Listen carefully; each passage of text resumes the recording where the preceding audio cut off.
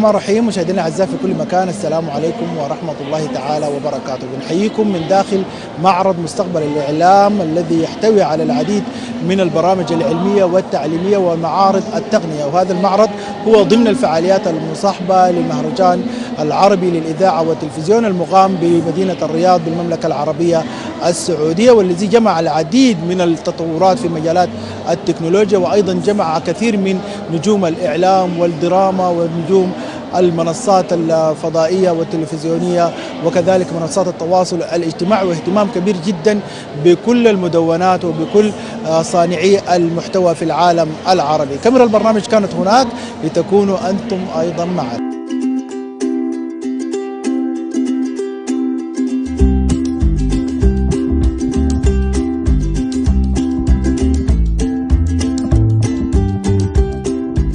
المهرجان العربي للإذاعة والتلفزيون حدث مهم جدا، هو الأكبر في مجال المهرجانات في المنطقة العربية والأقدم، وطبعا كان يعقد في تونس.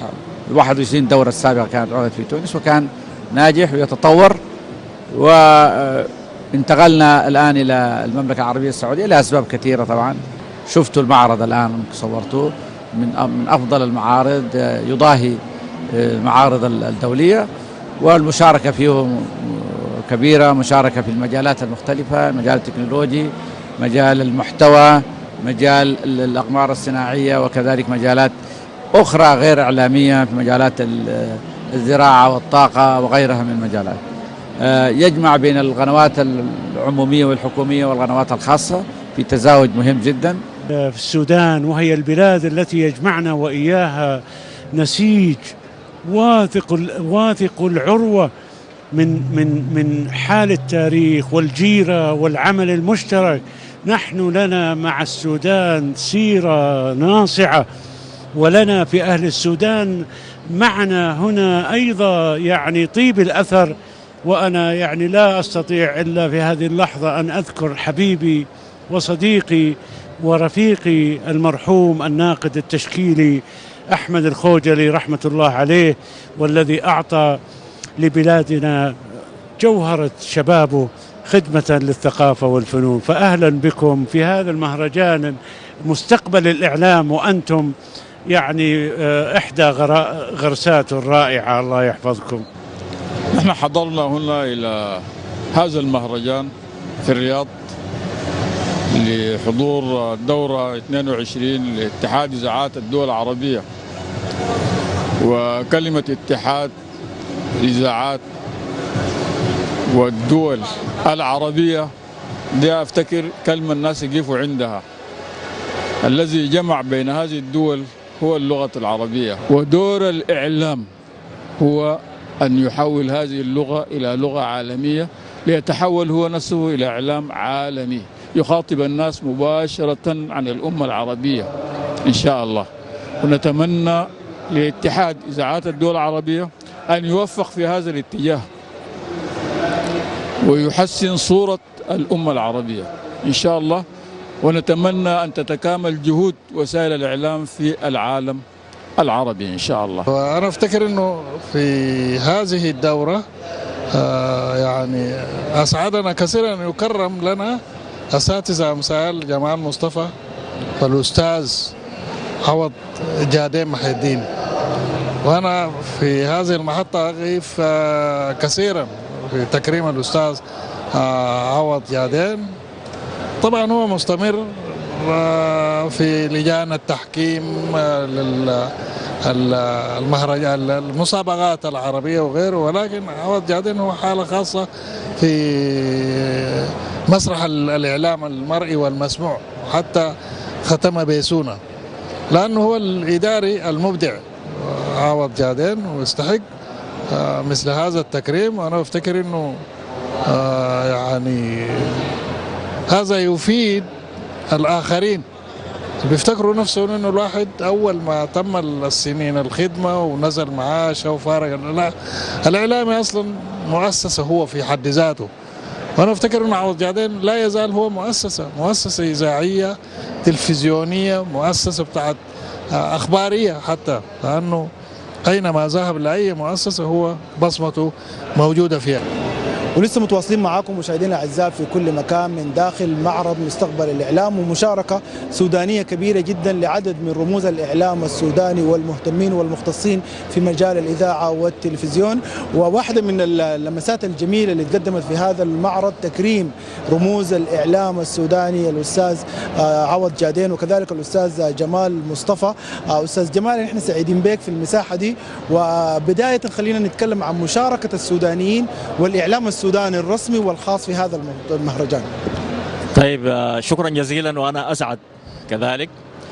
حقيقه انا والاستاذ عوض جادين يعني مشاركين باعتبارنا الان لا ننتمي لاي هيئه حكوميه، لانه نظام الاتحاد او اتحاد اذاعات الدول العربيه في المحكمين ان لا يكون للمحكمين علاقه مباشره بالهيئات سواء كان حكوميه او موازيه. هذا هو العام الثاني الذي أشارك فيه باعتباري رئيسا للجنة البرامج التلفزيونية. العام السابق كانت في تونس. هذا العام الفعاليات طبعا كما تعرف انها كانت في العاصمة الرياض، عاصمة المملكة العربية السعودية.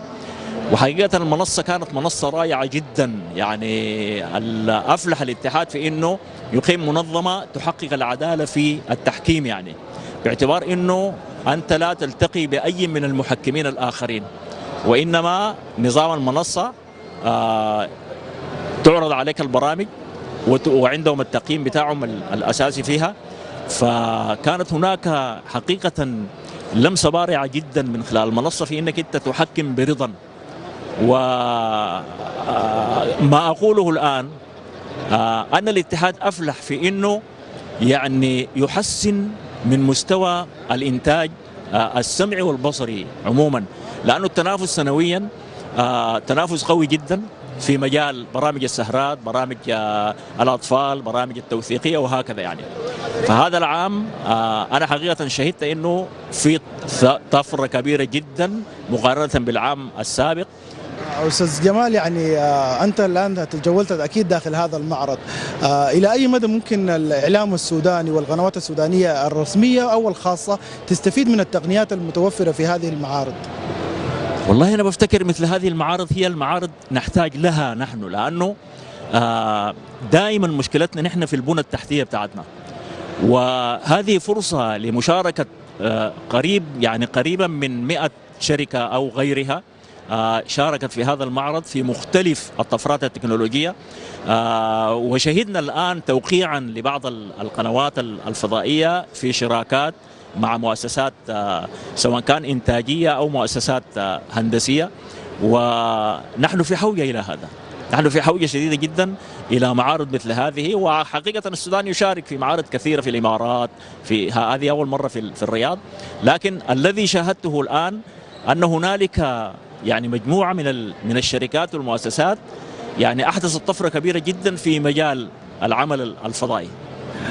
بالنسبة للمشاركات السودانيين، المهرجان أتاح أيضا الفرص لكثير من الدول فإنها توفد عدد من المبدعين وعدد من المذيعين بالتحديد. إلى أي مدى أيضا تنظر للمحتوى العلمي الذي قدم الآن في هذا المعرض، وكيف يمكن أيضا الاستفادة وإتاحة فرص كبرى للشباب في التطوير وفي التعلم؟ نعم، حقيقة أنا كنت أتمنى أن يظل هذا المعرض يعني على مدار العام، يعني لا يكون في خلال أيام محددة، لأنه أفتكر دي الفرصة التي تحقق الطفرة الحقيقية. وأنا رسالة أرسلها للقائمين على أمرنا في بلادنا: الإعلام هو الكتيبة الأولى المتقدمة التي تحقق طفرة كبيرة جدا في مجال الوحدة الوطنية والتربية وغيرها. الآن نحن نعاني من انتكاسة كبيرة جدا سواء كان على المستوى الإنتاجي أو على المستوى البنية التحتية. فمحتاجين إنه نبعث شباب المتطلعين هؤلاء، نبعثهم إلى مثل هذه الفعاليات حتى يستطيعوا أن يواكبوا الطفرة. وشهدت الآن أنا مجموعة من السودانيين المهندسين من بلاد مختلفة يديرون هذه المعارض بشكل يعني أذهلني حقيقة. وأنا بفتكر هذه كوادر يعني كان ممكن نستفيد منها في السودان، لكنهم أحسوا بأن البيئة طاردة فذهبوا إلى بلاد الله الواسعة. أرجو أن نتمكن من إيجاد بيئة مناسبة تحتضنهم حتى يحققوا الطفرة التي نسعى إليها. شكرا جزيلا لكم أستاذ جمال مصطفى، وأكيد في رسالة أيضا أخيرة لكل الناس اللي بيتابعوك عبر الشاشة السودانية. أنا حقيقة يعني أتشوق إلى الإطلالة لجماهيري العريضة التي ساندتني منذ أن بدأت طفلا في العمل الإعلامي في تلفزيون السودان، الذي شكلني هو والذي أهلني لكي أقف الآن في هذه المنصة بكل الخبرات التي يعني امتلكتها من خلال تلفزيون السودان القومي. حبي وعشقي ولا زلت يعني الآن أعتني بشبابنا الموجودين فيها في مجال التدريب، وأبوابنا مفتوحة لكل الإعلاميين الشباب الذين يودون الالتحاق بالتلفزيون القومي أو موجودين في بداية السلم الوظيفي. أنا مستعد تماما للتضحية في أن أملكهم كل الخبرات التي تحصلنا عليها من روادنا. يعني وسعدنا جدا، وده دايما كل الناس اللي بينتموا لهذه المؤسسة العملاقة دائما عهدهم الوفاء. مشاهدينا في كل مكان، احنا بنتواصل معاكم من داخل معرض مستقبل الإعلام، خليكم معنا. هذه الفعالية المتنوعة التي جعلت العالم قرية صغيرة على أرض الواقع، تتكون من مجموعة من القنوات والإذاعات المختلفة في كل العالم العربي. فعالية ضخمة جدا تتكون من محاضرات، نجوم مجتمع، صحفيين، مذيعين. هذه الفعالية التي جعلت العالم قرية صغيرة، تعارف، تبادل ثقافات ومنافع. الإعلاميين السودانيين موجودين في كل مكان. نتمنى أن تعود هذه الفعالية بالنفع لكل العالم العربي، لكل الإذاعات والقنوات التلفزيونية المختلفة. حدث ما وصلت له التقانة في مجال أجهزة التصوير، المونتاج، عموما الطفرة الحاصلة في الإعلام العالمي، ودي بتعتبر يعني مفخرة كبيرة للعرب إنه يكون عندنا عرب عندهم تقنيات زي دي وتقنيات حديثة ممكن تساهم في عكس الأنشطة العربية للعالم بوجه أحسن وبجودة عالية.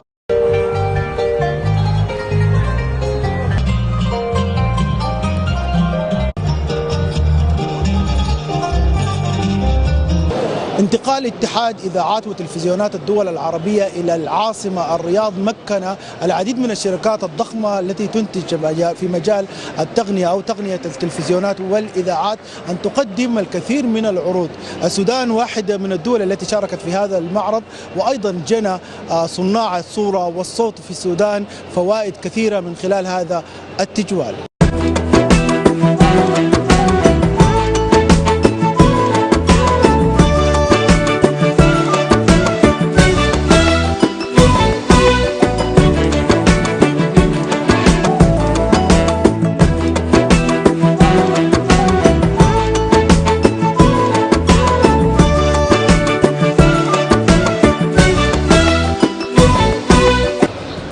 بسم الله الرحمن الرحيم. بحمد الله اليوم تم التوقيع بين شركة هوت نت وشركة عرب سات خدمات الأقمار الصناعية لحيز فضائي على تقنية الكي اي باند، والذي ستقدم فيه خدمات خاصة بقطاع التلفزيون عالي الجودة والاتش دي والفور كي، بالإضافة إلى الإنترنت الفضائي الموجه إلى المنازل وبتكلفة منخفضة.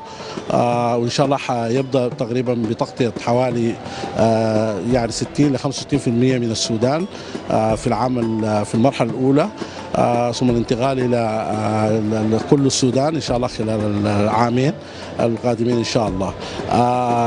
وهذا المشروع يعني سيضم عديد من الشركاء في السودان، ومن أهم الشركاء لهذا المشروع هو التلفزيون القومي، الهيئة العامة للإذاعة والتلفزيون لنشر المحتوى والمحتوى المتخصص داخل السودان. وإن شاء الله حيكون يعني نقلة حديثة، وهذا المشروع لأول مرة يطبق في المنطقة الأفريقية والعربية في السودان، وحيكون مثال ونموذج لكثير من المشاريع في المنطقة العربية إن شاء الله. نفتكر زي ما يعني نتفق كلنا إنه هذه الاحتفاليات والمعارض والمهرجانات هي أول شيء بتصغر الناس وانا هسه ملاحظ ملاحظه جميله جدا جدا انه الكوادر السودانيه من مذيعين ومقدمين برامج ومصورين ومهندسين ومهندسي بث موجوده منهم اعضاء ضخمه جدا في المملكه العربيه السعوديه، ودي كلها نتائج للتلاقح والانتشار.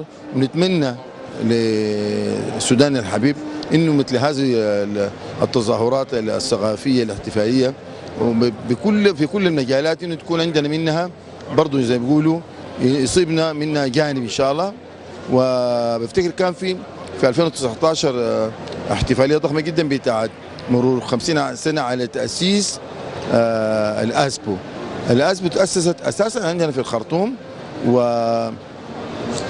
لاسباب كثيره جدا هي مرقت مننا، لكن نتمنى انه حتى تونس الشقيقه هي دوله عزيزه علينا، نتمنى كوادرنا تلتحق بها وتكون دائما في الصوره. ونتمنى لكل الشباب اللي يعمل في هذا المجال انه يكون شباب متواجد ومقتحم. وانا هسه عجبني شفت كميه من الشباب السوداني اللي هم جو على نفقتهم الخاصه للمشاركه، ودي بمناسبه المسائل اللي بتطور مقدرات الانسان. نحن المنظمه العربيه للتنميه الزراعيه تابعين لجامعه الدول العربيه، معنيين بالملف بتاع التنميه الزراعيه والامن الغذائي في الوطن العربي، نخدم 22 دوله عربيه. مشاركتنا في المهرجان في معرض المستقبل الاعلام العربي، عندنا جناح خاص بالمنظمه اللي هو الجناح الموجودين فيه الان. الحمد لله كانت مشاركه الحمد لله ناجحه بكل المقاييس، والمعرض معرض غيم جدا ما شاء الله، في عدد من المؤسسات العربيه بالاضافه للتلفزيونات. ما شاء الله الوجوه السودانيه وجوه مشرفه جدا، ما في جناح يخلو من الخبرات السودانيه. وجود السوداني في هذا المعرض ليس بغريب، يعني الاعلام السوداني بدا من زمن طويل، ويكفي انه التلفزيون السودان بدا عام 1963 يعني، وهذا من انجازات السودان، اول تلفزيون في العالم العربي وفي افريقيا يعني. يعني انا ملاحظ انه في عدد كبير من وسائل الاعلام السودانيه على المستوى الخاص، المستوى العام، التلفزيون السوداني موجود، ونتمنى انه يستفيدوا من هذا المعرض الذي يحسن الاعداد له.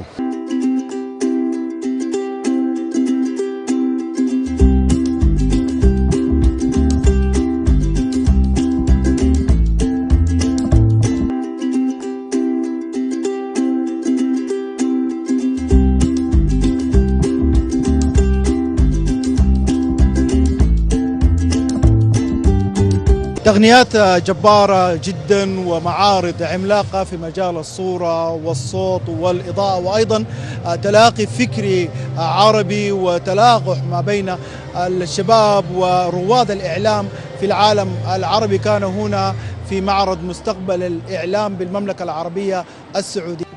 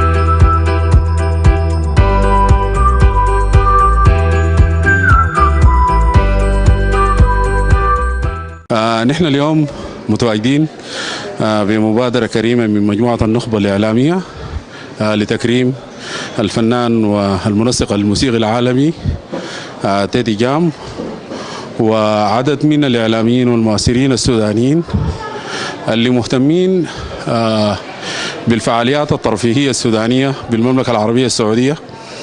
وللأمانة يعني كل الشباب يستحقوا التكريم لما قدموه. كل هذه المجموعة الكريمة اللي بتتكون من 25 شخص كان لهم بصمة رائعة جدا في كل الفعاليات الترفيهية، الفعاليات الترفيهية السعودية، الفعاليات الترفيهية اللي بتعنى بنشاطات أبناء الجالية السودانية. فكان واجب علينا إنه نقول لهم شكرا على هذا العطاء، شكرا على هذه الدبلوماسية الشعبية. مجموعة النخبة وهي تكرم المؤثرين في الميديا، أيضا الإعلاميين الجميل تيدي جام، وإن شاء الله احتفال جميل. إحنا بنشكرهم حقيقة، اللي بيشكرك ويكرمك وإنت حي. أنا دائما يعني بحب الحاجة دي جدا، يعني بقول هو نوع من الوفاء. حقيقة إحنا سعداء في المملكة العربية السعودية بمدينة الرياض بهذا التكريم، ومن قال لنا شكرا يعني.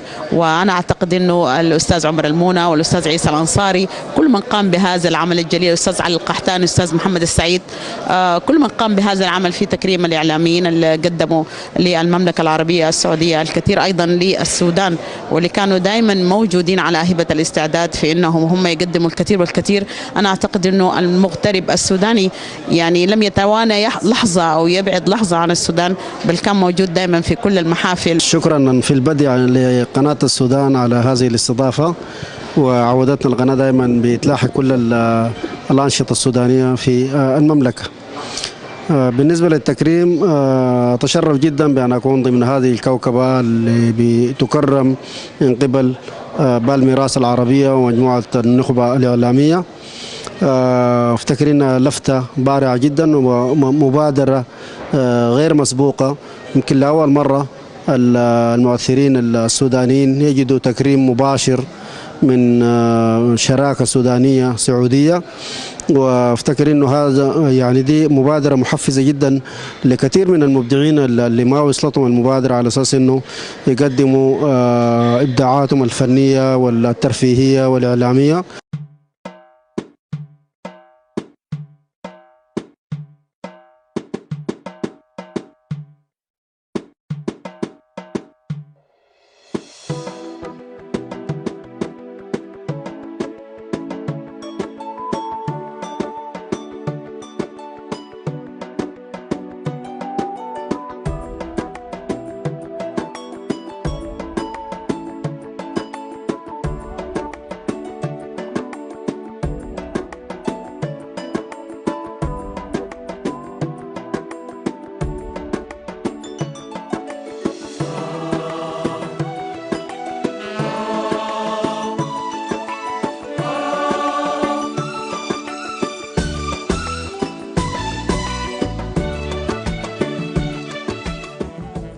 أنا أسي حاليا في مدينة الرياض السعودية، بكل فخر موجود هنا في مبادرة مجموعة النخبة الإعلامية للجالية السودانية هنا في الرياض.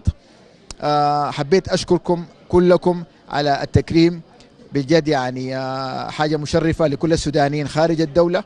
وفي نفس الوقت حابب أوريكم إنه الجديد إن شاء الله أكثر وأكبر.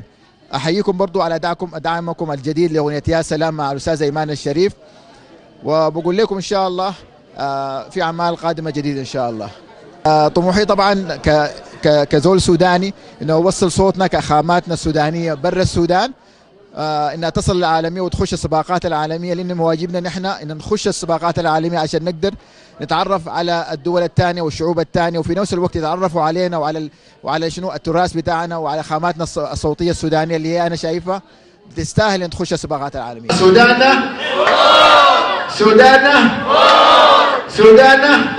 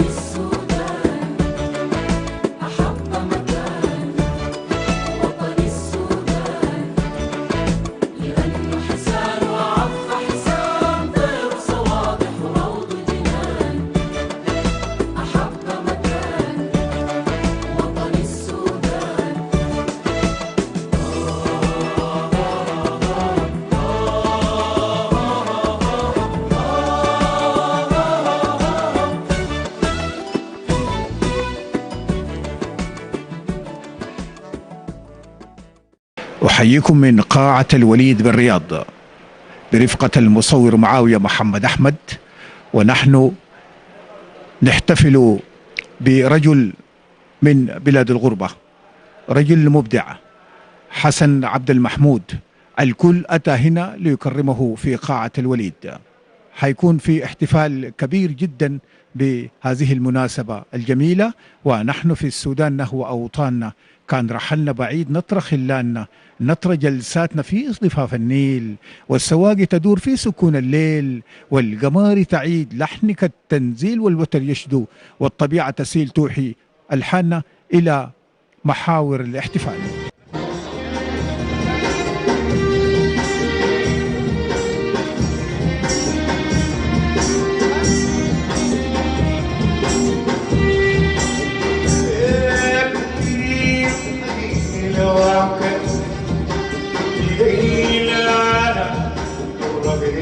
أحسن يا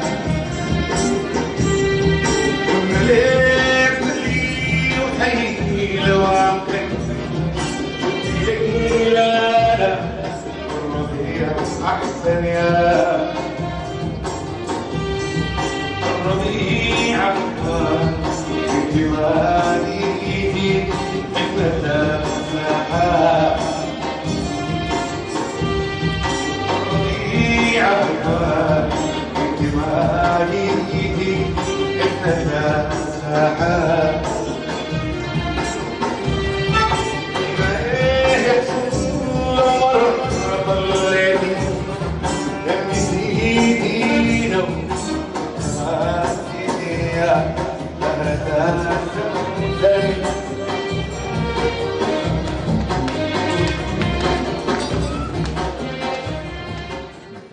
جينا هنا نحتفل مع أهل أبقوتة بحسن المحبوب، رجل بقامة وطن. طبعا أنا في البدء جيت المملكة العربية والسعودية في 11/72 في يعني سنة 72 في شهر 11. فلما جيت هنا اشتغلت في الحرس الوطني، لغاية 12 سنة، وبعدها مشيت وزارة الإعلام منضمة إلى وزارة الإعلام، واشتغلنا هنا، وكنت جيت وسكنت هنا. لما جينا لقينا عم عثمان في الجالية هو الرجل الوحيد اللي بنمشي نحن نجدد عنده جوازات، والجوازات موظفين الجوازات يجونا من جدة. وأنا جيت السعودية واشتغلت في الروابط، رابطة كواهلة، كنت فيها المدير نائب رئيس مجلس الشورى، وعملت رابطة أبناء أبقوتة والكنابة كرئيس، ومعي زملاء وهم أبناء أبقوتة. والحين نحن قمنا بتنمية بتاعة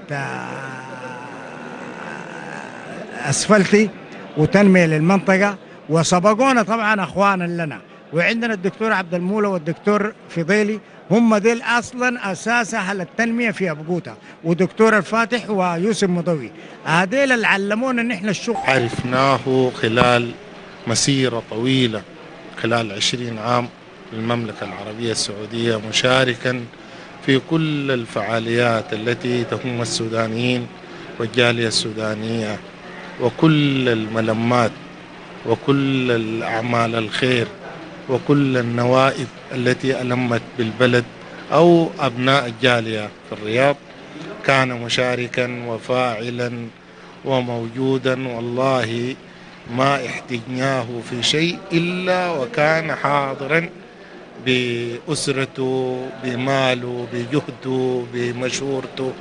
الحقيقة نحن هنا اليوم في هذه الساعة الطيبة المباركة بنكرم غامة من غامات السودان في المهجر، ونحن في المملكة العربية السعودية وفي الرياض بالذات عملنا مع أخونا وشيخنا حسن عبد المحمود المحبوب في كثير من المجالات. كنا قبل كده كونا تجمع اسمه تجمع أبناء الولايات، فكان بيضم كل ولايات السودان، وهو كان معانا في قيادة التجمع ده، وقدم خدمات كثيرة جدا لأبناء الولايات، وهو كان بيمثل ومعه مجموعة طيبة بيمثلوا ولاية الجزيرة. والتجمع اشتغل وقدم خدمات كثيرة لأبناء الولايات وجمع كل ولايات السودان وانصهروا في بوتقة واحدة، وكان عمل يعني مثل الجالية في الرياض، خدم أبناء المنطقة أبناء السودان في عدة مجالات. كذلك يعني أخونا المحبوب لما جاءت العودة الطوعية لكثير من الناس، السفارة استدعتنا وكونوا لجنة، وكنت أنا رئيس لجنة العودة الطوعية، وكان معنا إخوة أكارم على رأسهم كان أخونا المحبوب. يتواصل هذا الاحتفال من قاعة الوليد بالرياض. معي معلم أتى لاحتفال المحبوب، معلم أستاذي عمر، من الناس اللي ساهمت مساهمة كبيرة في التعليم في المدارس السودانية هنا في المملكة العربية السعودية. أول حاجة بنحييك ونحيي أسرتك، ويا ريت سيرة ذاتية عنك وعن هذا الاحتفال وعن القامة المحبوب. حقيقة الواحد في غاية السعادة عندما تلقى هذه الدعوة من الإخوة في منطقة أبقوتة بمناسبة تكريم رجل قامة سامقة في مجتمع الرياض، رجل يعني ينطبق عليه قول الشاعر: كريم لعمري والكرام قد انقضوا، شجاع وشعان الرجال قلائل، إذا قال بز القائلين رنينه، وما بزه في أيكة البيد قائل.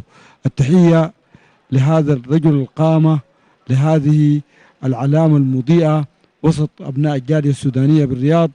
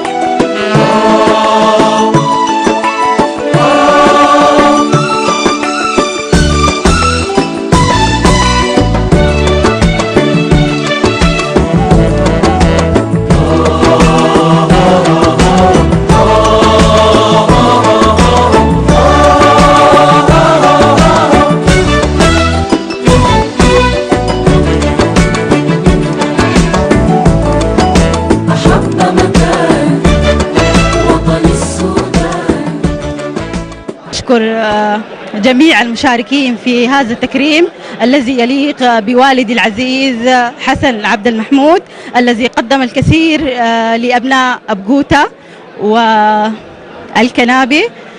أكيد ما حقدر أوفي أبوي حقه لأنه قدم كثير لنا ولكل أخواننا في أبقوتة. نشكر جميع الذين شاركوا في هذا التكريم فردا فردا، لهم منا جزيل الشكر لأنهم ما قصروا. ما شاء الله طلع تكريم يليق بأبي العزيز. اليوم يعني كان في جينا جمعية الأسر السودانية أمانة المرأة لتكريم الشيخ الغامة حسن المحبوب، رد الله غربته إلى وطنه العزيز، وتحية لكم.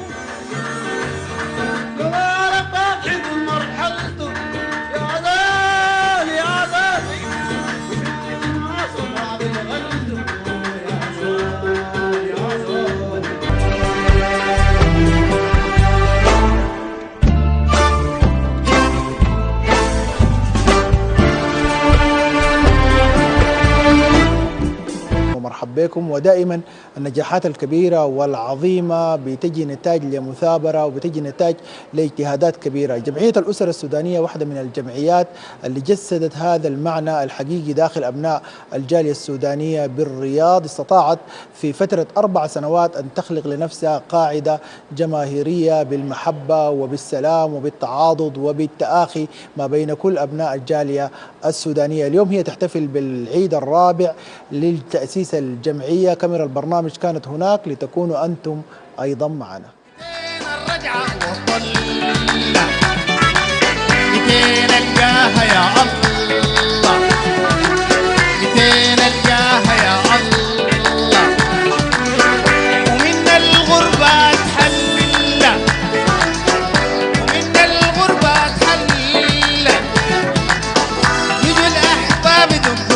بشوف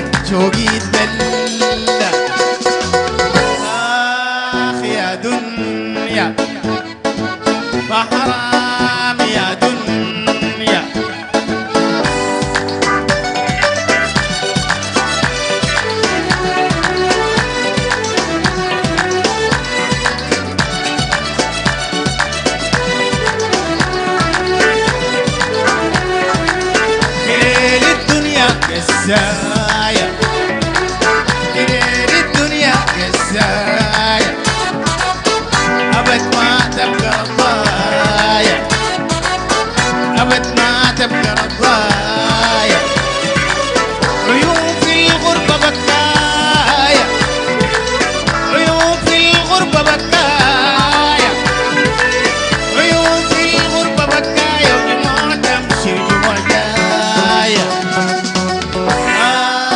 آخ يا دنيا ما حرام يا دنيا. أولا اليوم احتفال بمرور 4 سنوات على تأسيس جمعية الأسر السودانية الحضن الدافئ والملاذ الآمن. اليوم تم أيضا في هذا الاحتفال تكريم الطلاب الناجحون، وحضر التكريم ممثل لسفارة جمهورية السودان وكل الكيانات والروابط الموجودة بالجالية بالرياض. ودائما جمعية الأسر السودانية تقيم احتفالات شهرية واحتفالات بكل الأعياد الوطنية والقومية، وعندنا يوم أسري شهري نكرم فيه المبرزين والمبدعين والشعراء والأدباء. إذا كان في كلمة يعني هي كلمة بتاعت شكر وتقدير لهذه الجمعية، وهي تحتفي بالعيد الرابع وكأنه يعني العيد ال40 حقيقة بهذا العطاء الممتد. يعني أنا مريت على هذه الجمعية في أعياد الاستقلال في 2021، ويمكن برنامجين سبقا هذا البرنامج في هذه القاعة وقاعات مثيلة. فحقيقة أخوانا هذه الجمعية هي سفارة تحدث عن نفسها، وهي سفارة تحدث عن وطن يعني. ويعني ما شهدناه من هذا التلاغي وهذا الترابط وهذا التواصل بين إخوة أعزاء كرام يعني قدموا حقيقة للبلد دي الغالي والنفيس طيلة فترة وجودهم هنا، وفي مقدمتهم أخواننا الفضليات، فلهم التحية والتقدير. أول حاجة أنا بشكر الفضائية السودانية على إن هي غطت اليوم الجميل ده. بشكر جمعية الأسرة السودانية على دعوتها لنا. نحن جمعية الصفوة السودانية هنا في الرياض. الجمعيات كلها الليلة كانت مشاركة في اليوم الجميل. صراحة الجمعية الأسر من أهم الجمعيات الرائدة في الرياض، ولها نشاطات متعددة ولها أشياء جميلة يعني عندها دور في ربط الجمعيات مع بعض. صراحة نحن الصفوة مع الأسرة السودانية في توأمة جميلة يعني قايمة بيننا، خلتنا نحن نجي اليوم يعني ونشاركهم بكل ما عندنا من حاجات يعني كويسة اليوم. الحاجة الثانية الجمعيات الموجودة هنا في الرياض بتعمل شغل كبير لأولاد الجالية في إنهم هم كيف يتعرفوا على تراثهم. بالنسبة لجمعية الأسر السودانية وهي تحتفل بميلادها الرابع، وطبعا تأسست هي كان في رمضان في 2018، والحمد لله يعني تتعاون مع كل الجمعيات الموجودة في المملكة العربية السعودية وخاصة مدينة الرياض. فالتعاون جميع الحمد لله تعاون جميع جدا جدا. والمناسبة الاحتفالية اليوم حضر عدد كبير جدا جدا من الجمعيات ومن الأصدقاء ومن أبناء الجالية السودانية بالرياض. فدائما الجمعية الحمد لله يعني بتحقق أهدافها بصورة يعني جميلة جدا جدا، وفي تكاتف وفي ترابط وفي تراحم وفي حراك ثقافي واجتماعي شهري بتقوم به الجمعية. وارجع بالزمن مرة اتذكر حكايتي معاه،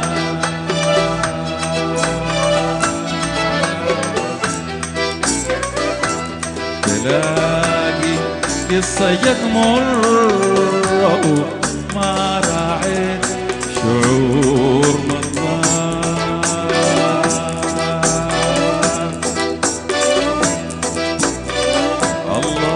ارجع الزمن مرة واتذكر حكايتي معاه،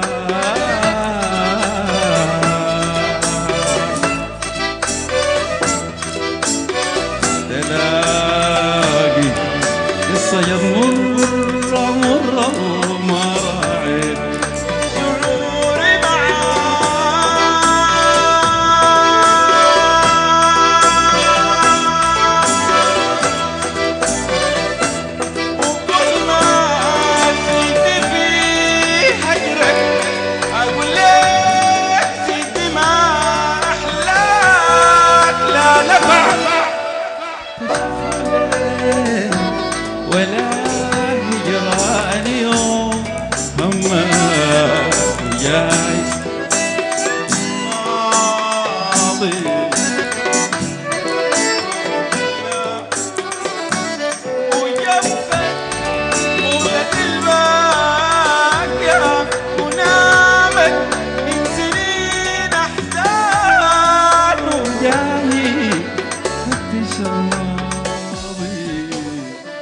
ولكن ما يميز جمعية الأسرة السودانية إنه أستاذ مبارك هو مهتم جدا بالتراث السوداني، فأضاف يعني رونق وجمال مختلف للجمعية.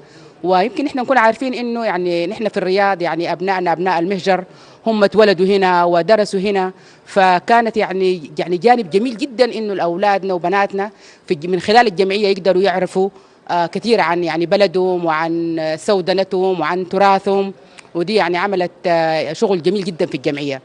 الجمعية عندها اهتمامات كثيرة يعني في كل مناسبة، مثلا الاستقلال أو كثير من المناسبات بيكون في أيام ترفيهية. أضف لذلك عندنا دعم سخي جدا للأسر المتعففة، يعني من خلال الأخوات يعني بيقدروا يعرفوا إنه مثلا في أسرة محتاجة أو أسرة عندها مشاكل معينة، سواء كانت مرض أو مشاكل الإقامة. فيعني من أبجدياته ومن أهم أولوياته دائما هي يعني إحنا بنكون سفراء لأخواننا وأخواتنا هنا في الرياض، وبندعم دعم جميل وسخي. نحن سعيدين اليوم بهذه الاحتفائية الكبيرة التي شاركت فيها كثير من الجمعيات والروابط ورموز العمل العام بالرياض، وكانت ليلة جميلة جدا يعني، وتم فيها برضو تكريم الطلاب المتفوقين من أبناء الجالية السودانية وتكريم بعض الشخصيات، ونسأل الله للسودان الاستقرار والتقدم، ولجمعية الأسرة السودانية التقدم والازدهار.